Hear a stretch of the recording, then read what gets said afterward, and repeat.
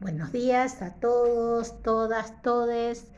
En esta tarea de ir destripando la economía, vamos a ir por los recursos del Estado, o sea, los ingresos del Estado. Hablamos del gasto, hablemos de los ingresos. El principal ingreso del Estado es la recaudación impositiva. De la recaudación impositiva, el impuesto más importante dentro de la estructura impositiva argentina es el IVA, el impuesto al valor agregado. Un impuesto absolutamente regresivo. ¿Qué es regresivo? Que paga más impuesto quien menos dinero tiene. Alguien me dice, bueno, pero si yo gasto más, pago más IVA. Sí, en términos absolutos, pero en términos relativos, quienes tienen menos dinero gastan todo su dinero en consumir bienes que tienen IVA. Por lo tanto, proporcionalmente, pagan más IVA quienes menos tienen. Ahora, ¿bajar el IVA implicaría que bajen los precios? Bajo ningún punto de vista, porque como está demostrado, los formadores de precios se apropiarían de esa rebaja para aumentar su rentabilidad. La solución, cambiar la estructura impositiva, que paguen más quienes más tienen, o sea, mayor peso a impuesto a las ganancias, a impuesto a bienes personales. Ahora, ¿qué impuesto a las ganancias? Bueno, sociedades anónimas o grandes ingresos, no la cuarta categoría, que es la de trabajadores en relación de dependencia que tienen ingresos superiores a. Ahí hay que hacer una disquisición. ¿A qué llamamos ingresos altos? Y sí habría que establecer un mecanismo para quienes tienen más disponibilidad de dinero paguen más impuestos. Los salarios no son ganancia, había que pensar en otros mecanismos. Por eso mismo se habla de una reforma tributaria en cuanto a que la estructura tributaria le dé más peso a la capacidad de pago que a la teoría del beneficio. Esto es, que paguen más impuestos quienes más capacidad de pago tienen y no que paguen más impuestos los que utilizan más los bienes públicos o servicios del Estado, que es la teoría neoliberal. Si usas el hospital público y la escuela pública, pagas más impuestos, porque sos el que lo usás.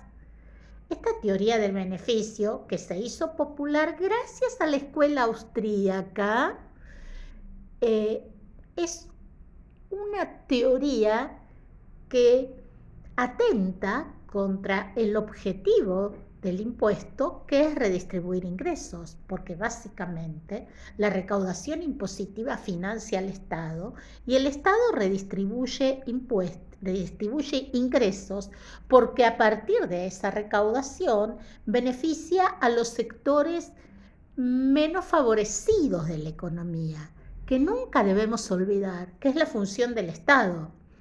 El Estado nunca está ausente. El Estado favorece a quienes menos tienen o a quienes más tienen. ¿Cuándo favorece a quienes más tienen? Cuando se retira, cuando se aparta. No hay que olvidarse de eso. Los empresarios no se ven afectados por los impuestos, no cierran las empresas por los impuestos no son confiscatorios. La recaudación impositiva argentina se basa en impuestos regresivos, pero su peso en el PBI, el peso de los impuestos, es bajísimo en comparación con otros países desarrollados, como por ejemplo Alemania o Japón. En Japón, país occidental, capitalista, hay un Ministerio de la Producción que establece cuáles son las líneas en las cuales se va a favorecer la producción de bienes y servicios. Comunista, gritaría alguno. No, no, planificación.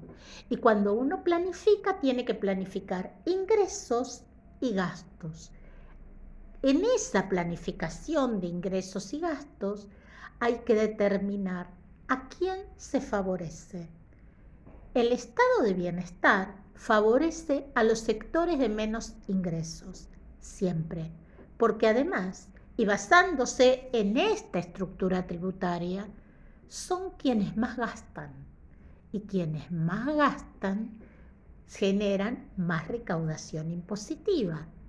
Entonces, señores, si vamos a hablar del gasto público, de los recursos del Estado y del déficit fiscal, no podemos hablar de bajar los impuestos. Bajar los impuestos es aumentar el déficit. Bajar el gasto es aumentar el déficit, no es bajar el déficit. Y acá un poquito de memoria.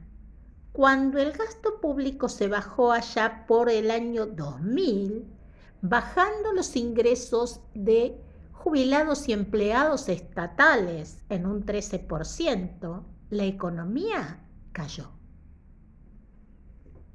¿Recuerdan quiénes fueron quienes aplicaron estas políticas económicas? Sí. Ahora hay algunos que son candidatos. Simplemente memoria. Y para hablar de economía hay que saber, pero el saber se democratiza y se argumenta. El déficit público no es el culpable de la inflación. Los impuestos y la presión tributaria no es la culpable del aumento de precios. Hay que buscar los motivos en el sector privado, en los formadores de precios. El Estado actúa a partir de su gasto, que es inversión pública, y de sus ingresos.